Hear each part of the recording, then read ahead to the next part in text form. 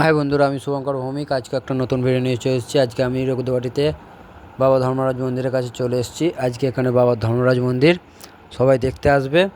এই ছোটোবেলার দিনগুলো এখন মনে পড়ে যায়। এখনও বাবার ঝাঁপ হয়, আর এখানে চড়ক হয়, এখানে ফুচকা, ঘুগনি, পাঁপড় ভাজা সব কিছুই বসে। আর আমি এখন দুপুরবেলা এসেছি বলে এখনও পুজো শুরু হয়নি।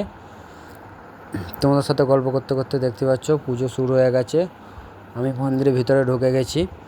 আর ছোটোবেলায় কারা কারা ঝাঁপ দেখতে বেরো একটু আমাকে কমেন্ট করে জানাবে। আর প্লিজ যদি আমার ভিডিও ভালো লাগে লাইক, কমেন্ট, শেয়ার, সাবস্ক্রাইব করবেন।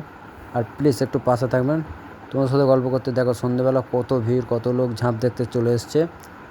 আগে খুব সন্ন্যাসী হতো, এখন খুব একটা সন্ন্যাসী করে না, দু একজন করে। আমাদের পাড়ার মধ্যেই চলে, এটা আমার হচ্ছে পাড়ার পুজো।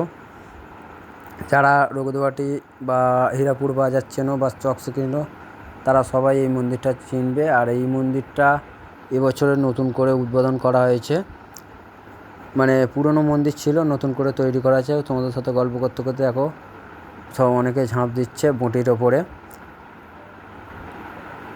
আগে আমরাও ঝাঁপ মারতাম, কিন্তু এখন আমরা বড় হয়ে গেছি, সেই জন্য আর ঝাঁপ মারি না। এখন ছোটো করেই করা হয়, নিয়ম শৃঙ্খলা করার জন্য, কারণ মানুষের শরীর তো খুব একটা ভালো থাকে না, সেই কারণেই। আর গুড নাইট, সবাই ভালো থাকবেন। জয় নিতাই, রাধে রাধে।